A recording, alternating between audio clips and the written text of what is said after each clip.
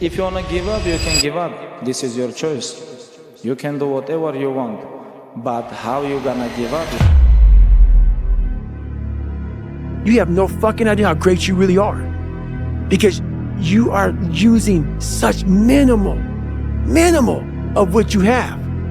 And if people can learn to focus, this is what's possible. While it may not be pretty, like people want to do a documentary on me. I go, no. I don't want you to do a documentary on me. Because I will have normal, everyday people picking me apart. Oh, his life is miserable. Who wants to live like that? It's crazy how it's almost like he's sick, he's psychotic. The most frustrating thing in the world for me is when normal people judge a man like myself on what it really takes to extract greatness from nothing. It takes every bit of who you are if you choose that route. If you don't, Merry Christmas, do what you gotta do. Imagine being a quitter. Imagine being that guy, like you join something, you can see it works, you can see it's good, you see other people having success, other people making money, and then you go, this is hard, and quitting. Imagine being a quitter. I've never been a quitter. I don't understand these people. There's no light in a dark world. There's nowhere else we're going to be able to sit and talk about money with people who are actually making money. All you're going to do is just stay inside the matrix and be a peon and a fucking slave. Because if you quit, you're a quitter. I don't want you to come back. I don't give a shit about you. You think I'm a brokey? I don't give a fuck. I don't want quitters around me. I don't want their energy. I've been talking with the devs. We need to find a way. If someone unsubscribes, they can never join again. No quitters allowed. See that fucking Bugatti there through the bushes next to the Ferrari? You think I got them being a fucking quitter? You think I gave up when shit got hard to get that fucking car? That car is nothing but a symbol to the fact that I don't quit. That's what that, when you see the Bugatti in the sunshine, the copper, fucking pure sport rolling down the road, all that is one big moving monument to the fact that Tate doesn't give up. I never gave up. And I didn't have a fraction of the resource you now have. And you're sitting there, some of you were sitting there going, no, this is hard. I'll save my $49. What do you spend it on? Candy? Fucking chocolate bars? Tissues to jerk off into? Bunch of fucking losers. Quitters never get anywhere in life. Doesn't matter if you give them all the skill. Doesn't matter if you give them all the talent. Life's difficult, right? You can get the most talented man in the world, but if he's a quitter, he'll never be a champion. Never. You can give a man all the tools he needs to become financially successful, and guess what? He won't make a penny because he will fucking quit. Quitters don't achieve shit. So if you're a quitter, I don't even want you near me or around me. You're the most useless class of man. It definitely comes from belief, not hope. It comes from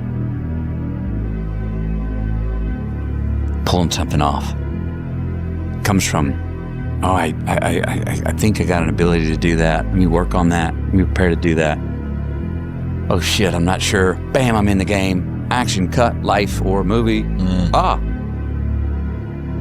did it. I felt it too. I know I did it. And you, who were the observer, go, you did it. I got confidence. I personally felt it and it translated. Subjectively, I felt it, and objectively, you went, yep. Confidence. I make a big plan. I write something out, a plan for the day, the week, an event, a circumstance, a scene. I write out all this stuff, what my incentives are, what I want to do, what I hope comes from this, and I shut that. And a year later, I do that scene, or I'm at that event, and someone comes up afterwards and goes, you know what that was, man? That was bop, bop, bop, bop, bop, bop, bop. And I'm like, yeah, that's exactly what I wrote a year ago. Yeah. That's what I wanted to do. Pulled it off without saying one of those words. That's what you got from it? Yes. Confidence, identity, testing it out, and it can work. Confidence to go, I'm gonna try and pull this off. Maybe get away with it, maybe it won't work. Pulling things off.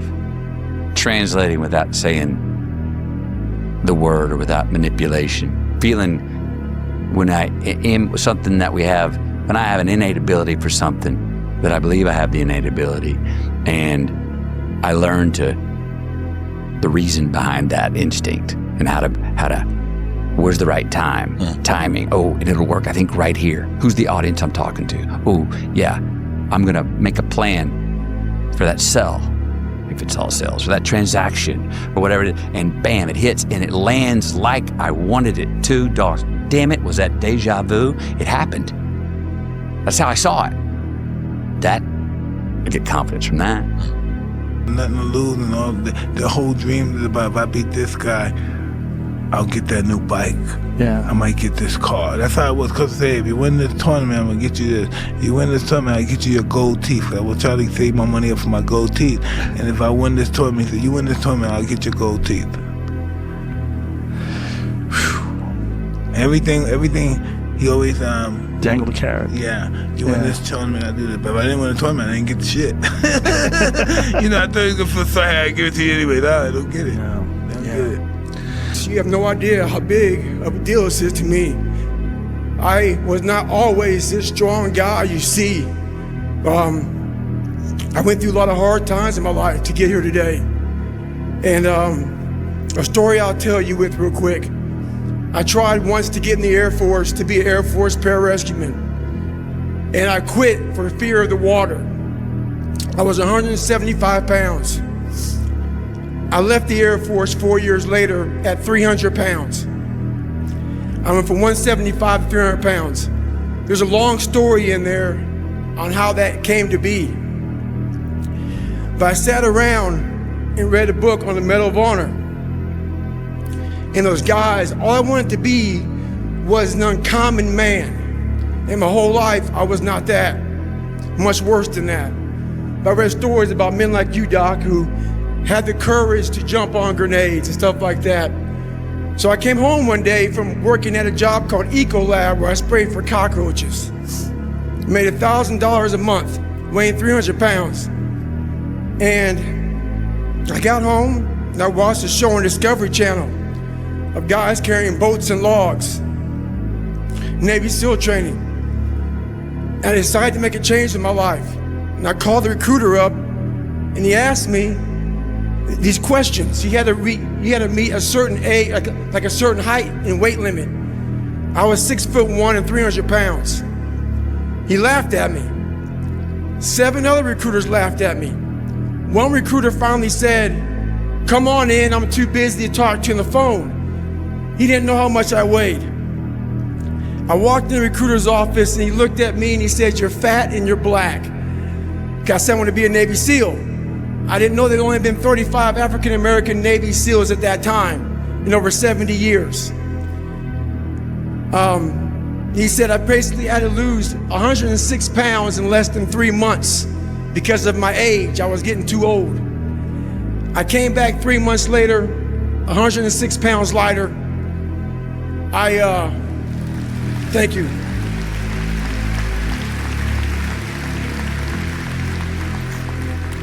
And literally, I spent 18 months going through BUDS, which is a 6-month program. Went through 3 hell weeks. That is where I met Marcus Luttrell, Danny Dietz, Michael Murphy, another Medal of Honor winner. I went through hell week with all these guys, real heroes. I am not a hero. I served with real heroes. It is very dangerous to have a plan B because you're cutting yourself off from the chance of really succeeding. And the reason, one of the main reasons why people want to have a plan B is because they are worried about failing. What is if I fail, then I don't have anything else? Well, let me tell you something, don't be afraid of failing because there's nothing wrong with failing. You have to fail in order to climb that ladder. There's no one that doesn't fail.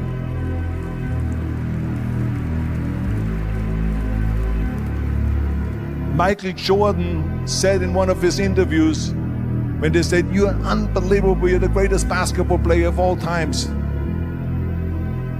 I mean, tell me about that. And he says, "Well, you're just mentioning the successes." But he says, for me to become the greatest basketball player, I missed 9,000 shots when I was playing basketball at the NBA games.